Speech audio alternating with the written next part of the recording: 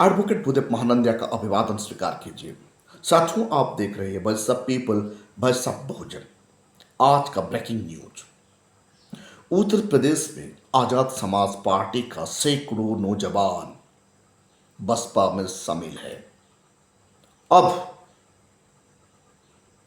नौजवान का मन भीम आर्मी से भंग हो चुका है।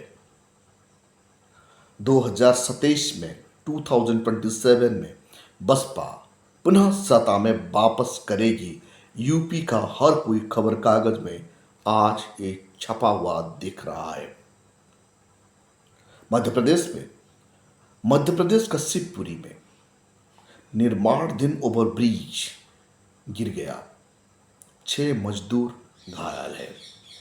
पुणे में पुल गिरने से 5 लोगों की मौत। स्थानीय विधायक ये बात ट्विटर हैंडल में लिख रहे हैं। बहन जी का आदेश पर उत्तर प्रदेश में बूथ लेवल कमेटी गठित हो चुका है।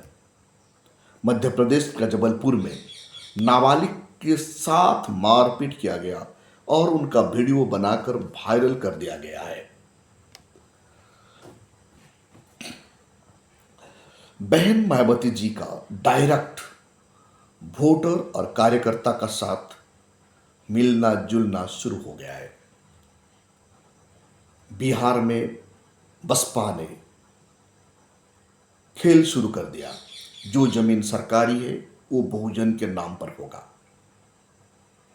उत्तर प्रदेश में विश्वनाथ पाल, यूपी का स्टेट प्रेसिडेंट, और बहन इंदु चौधरी जी ने एक्टिव हो चुके हैं। यानी पूर्वांचल, यूपी का पूर्वांचल हर दिन कैडर हो रहा है और पूर्वांचल में बसपा मजबूती के साथ काम कर रहा है। केदारनाथ में हेलीकॉप्टर का क्रॉस, 5 लोगों की मौत। खबर को विस्तार से सुनने के लिए आप हमारे साथ जुड़े रहिए। अभी तक आप हमारा चैनल को सब्सक्राइब नहीं किए तो काइंडली सब्सक्राइब कीजिए और बेल का आइकन जरूर दबाइए और बहुजन समाज का वॉइस को हर लोगों के पास पहुंचाने के लिए मदद कीजिए। आपका मदद सिर्फ एक कमेंट, लाइक और शेयर है। साथियों, उत्तर प्रदेश का तमाम अखबार में, प्रिंट मीडिया में आज ये देखने के लिए मिल रहा है कि 2027 में बसपा पुनः सत्ता में वापस करेगी। ऐसा खबर क्यों है? ऐसा खबर इसीलिए आ रहा है कि यूपी का जनता त्रस्त हो चुके हैं समाजवादी पार्टी का शासन में और बीजेपी का शासन में। आज उत्तर प्रदेश में शासन और प्रशासन का द्वारा जो कार्य किया जा रहा है, लोग असंतुष्ट है। बेकारी समस्या बढ़ गया है। लॉ एंड ऑर्डर का सिचुएशन वहां बिल्कुल ध्वस्त हो चुका है। लोग ये आज याद कर रहे हैं बहन जी का शासन को। बहन मायावती जी का शासन का पीरियड में उत्तर प्रदेश में लॉ एंड ऑर्डर का शासन था, यानी कानून का द्वारा कानून का शासन चल रहा था। बेहतरी शिक्षा व्यवस्था चल रहा था। गरीबों को जमीन मिल रहा था। पढ़ाई के लिए गरीब बच्चों को स्कॉलरशिप दिया जा रहा था। यानी सर्वजन हिताय सर्वजन सुखाय हो रहा था। जाति से उठकर लोगों का सेवा के लिए बहन जी तत्पर थी। संवैधानिक प्रक्रिया से वहां शासन चल रहा था। आज वो बात को हर कोई सिटीजन, हर कोई बुद्धिजीवी याद कर रहे हैं बसपा को। इसलिए 2027 में बसपा पुनः सत्ता में वापस करेगी। ये बात यूपी का हर कोई खबर कागज में, हर कोई प्रिंट मीडिया में आज देखने के लिए मिल रहा है और एक्स हैंडल में भी ये देख रहा है। साथियों, मध्य प्रदेश में शिवपुरी में निर्माणाधीन ओवरब्रिज गिर गया। इतना निम्नमान का काम हो रहा है। निर्माणाधीन ओवरब्रिज गिरना मतलब टेक्निकल कमजोर या घुसखोरी हो सकता है। इधर टेक्निकली कमजोर होगा, नहीं तो घुसखोरी। निम्नमान का मटेरियल जब यूज किया जाता है तो ऐसा ही होता है। जब ये पुल गिर गया तो वहां 6 मजदूर काम कर रहे थे, घायल हो गए। जब देश का पुल ऐसे गिरेगा तो लोगों का टैक्स का पैसा बर्बाद हो जाता है। पुणे में फिर पुल गिर गया, उसमें 5 लोगों की मौत। स्थानीय विधायक ने इसके बारे में एक्स हैंडल में लोगों को बताया है। यानी जो पुल बना है उनका बिल हो चुका है, कॉन्ट्रैक्टर उनका पैसा भी ले चुका है। इंजीनियरिंग प्लान कितना कमजोर है, मटेरियल कितना कमजोर है, इसलिए ये पुल गिर गया है। इसके लिए कोई रिस्पॉन्सिबल अभी तक कोई भी रिस्पॉन्सिबिलिटी नहीं लिए है। बहन जी का आदेश के अनुसार उत्तर प्रदेश में बूथ कमेटी गठित हो गया है। यूपी में पूरा बसपा का कार्यकर्ता सक्रिय है। हर बूथ कमेटी में बसपा का कार्यकर्ता पहुंच चुके हैं। इतनी कड़ी धूप में भी एयर कंडीशन छोड़कर बसपा का कार्यकर्ता धूप में घूम घूम कर बूथ कमेटी बना रहे और बनाना काम लगभग खत्म हो चुका है। जमीन स्तर पर दोनों लीडर को हर वक्त देखने के लिए मिल रहा है। उत्तर प्रदेश में उत्तर प्रदेश का स्टेट प्रेसिडेंट विश्वनाथ पाल जी और बहन इंदु चौधरी जी घर छोड़ चुके हैं। ये दोनों पूर्वांचल में इतना एक्टिव हो गए, पूर्वांचल में सोया हुआ हाथी अब दौड़ रहा है। ये दो लीडर उत्तर प्रदेश में बहन जी के लिए मददगार साबित हो रहे हैं। इंदु चौधरी जी एक विद्वान, बुद्धिजीवी यानी और बाबा साहब को वो जानती और पावरफुल कैडर है। विश्वनाथ पाल जी ओबीसी समाज में आते हैं और वो एक अच्छा कैडर है, इसलिए इन दोनों का जोड़ी पूर्वांचल में बसपा को मजबूती का साथ खड़ा कर चुके हैं।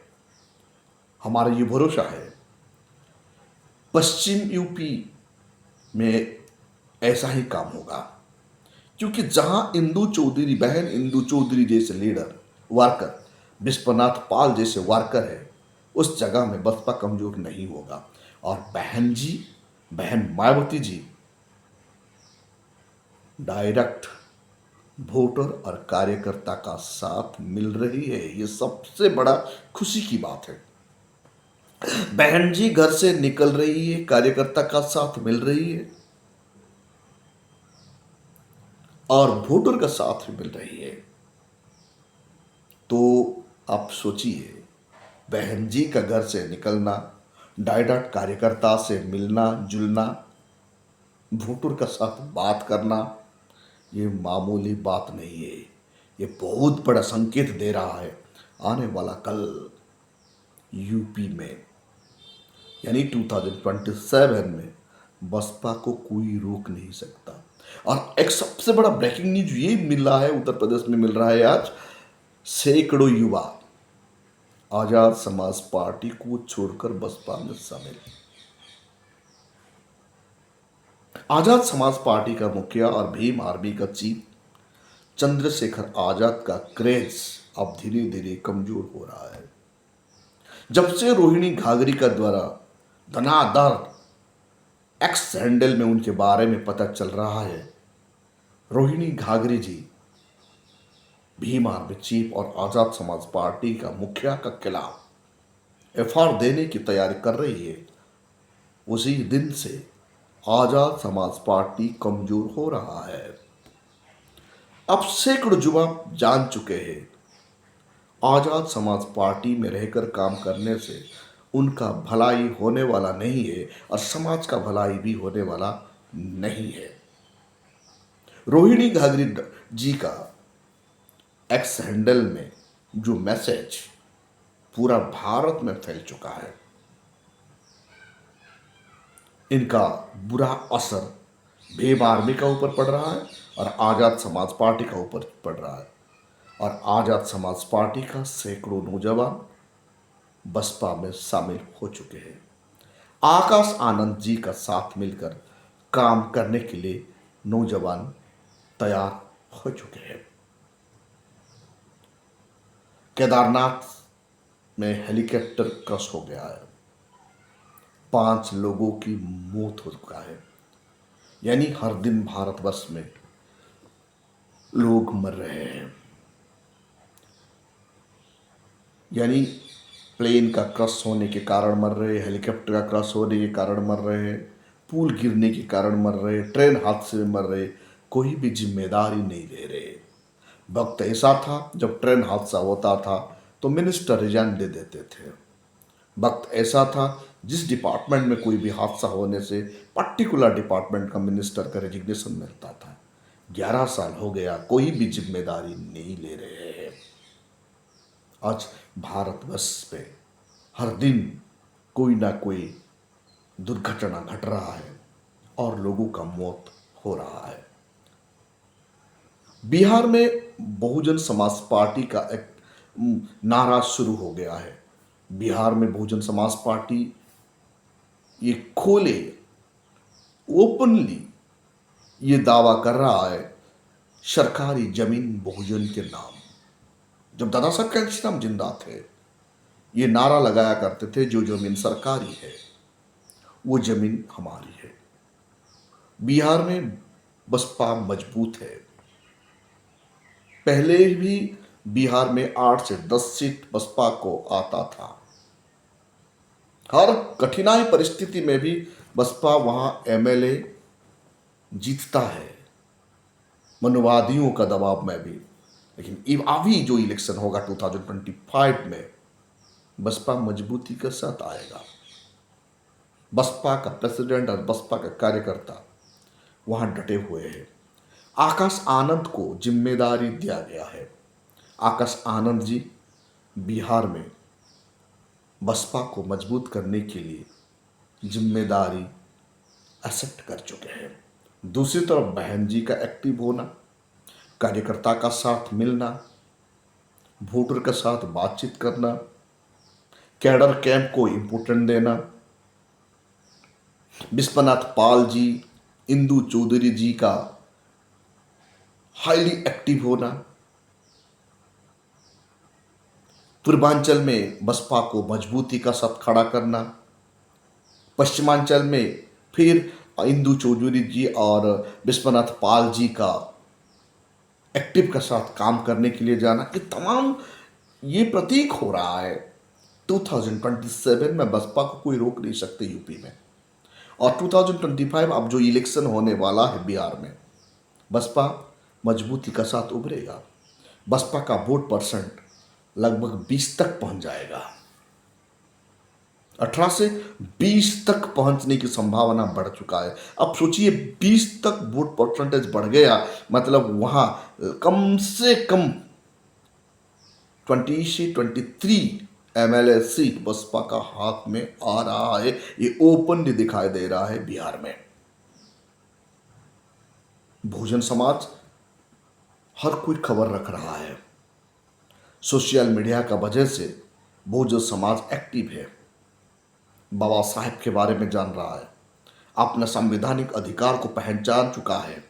ये भी जान चुका है 5 किलो गेहूं और राशन से उनका जिंदगी सुधरने वाला नहीं है।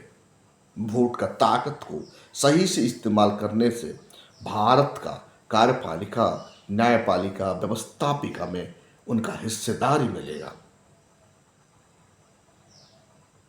आज भारत कमजोर इसीलिए है कि बहुजन समाज को शासन प्रशासन में हिस्सा नहीं मिल रहा है।